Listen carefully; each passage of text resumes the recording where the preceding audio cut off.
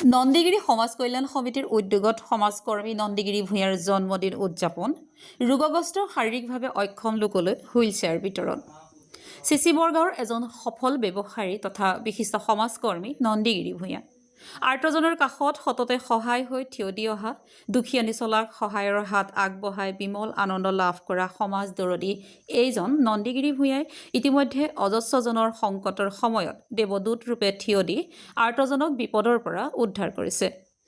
এইজন সমাজ হিতৈষী ব্যৱসায়ী নন্দীগিৰি ভূঞাৰ আজি জন্মদিনৰ উপলক্ষে নন্দীগিৰি ভূঞা সমাজ কল্যাণ সমিতিৰ সদস্যসকলে আজি জিলাখনৰ বহু কেইগৰাকী ৰোগগ্ৰস্ত দৰিদ্ৰ লোকলৈ সাহায্য আগবঢ়োৱাৰ উপৰিও দীৰ্ঘদিন ৰোগীয়া হৈ পৰি থকা ধেমাজিৰ নৰুৱাথান গাঁও পঞ্চায়তৰ ৰাতুল সোণোৱাল আৰু নীলক গাঁও পঞ্চায়তৰ বৰবাম গাঁৱৰ নিবাসী গোলাপ গগৈ চলাচল কৰিব পৰাকৈ একোখনকৈ হুইল চেয়াৰ প্ৰদান কৰে। তেখেতৰ জন্মদিনত অজস্ৰজনে সমাজৰ প্ৰতি তেওঁ আগবঢ়াই অহা অনবদ্য অৱদানৰ প্ৰশংসা কৰে আৰু নন্দীগিৰি ভূঞালৈ জন্মদিনৰ শুভকামনা জনায়।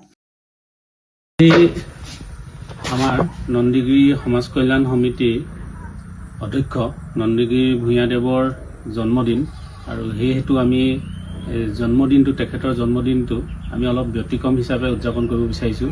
যিহেতু তেওঁ মানৱদৰদী ব্যক্তি, গতিকে মানৱদৰদী ব্যক্তি হিচাপে আমি তেখেতৰ জন্মদিনটো আমি আজি কেইজনমান ব্যক্তিক আমি হুইল চেয়াৰ বিতৰণ কৰি তেওঁৰ জন্মদিনটো আমি উদযাপন কৰিব বিচাৰিছোঁ।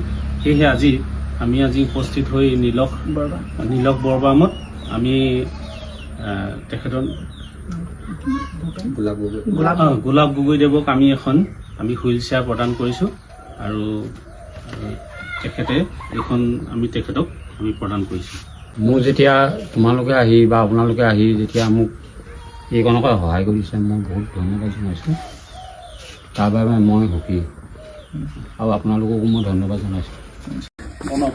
প্ৰণৱে মোক খবৰ দিছিলে যে মোৰ ভাইটি এজন এনেকুৱা হৈ আছে, মানে আমাৰ এটা সংস্থা আছে নন্দীগিৰি সমাজ কল্যাণ সমিতি বুলি, মই সভাপতি আৰু আমি এই খবৰটো পাই ইয়ালৈ আহিলোঁ আপোনালোকক এইটো আমি দি যাওঁ বুলি ইয়াত বুলি কয়। আজি বিশেষকৈ আমাৰ নন্দীগিৰি সমাজ কল্যাণ সমিতিৰ যিজন অধ্যক্ষ নন্দীগিৰি ভূঞা তেখেতৰ জন্মদিন, গতিকে আমি জন্মদিনটো আমি অলপ ব্যতিক্ৰমকৈ উদযাপন কৰোঁ বুলি লৈছোঁ। আনে বেলেগকৈ কৰে, আমিও বেলেগকৈ কৰোঁ। আজি আমি বিভিন্ন ঠাইত আমি হুইল চেয়াৰ দিছোঁ, কেইবাজনো ব্যক্তিক আমি দি আহিছোঁ। গতিকে সেই তেনেকৈ আমি তেখেতকো আজি আমি এখন তেওঁৰ জন্মদিনত আমি এখন হুইল চেয়াৰ দিওঁ বুলি আমি ইয়ালৈ আহিলোঁ আৰু সেইটোৱে কথাটো আমি হুইল চেয়াৰ এখন প্ৰদান কৰিছোঁ।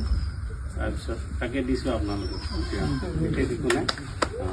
আপোনালোকে ভালে লাগিছে মোৰ এখন এতিয়া আগতে এনেকৈ উঠিবৰ কাৰণে মানুহ বিচাৰি ফুৰিবলগীয়া হয়, কিবা উঠাব তেনেকৈ এতিয়া ভালে হৈছে। মই এতিয়া এনেকৈ অকণমান ওলাই ফুৰিব পাৰিম, ভালে লাগিছে এতিয়া।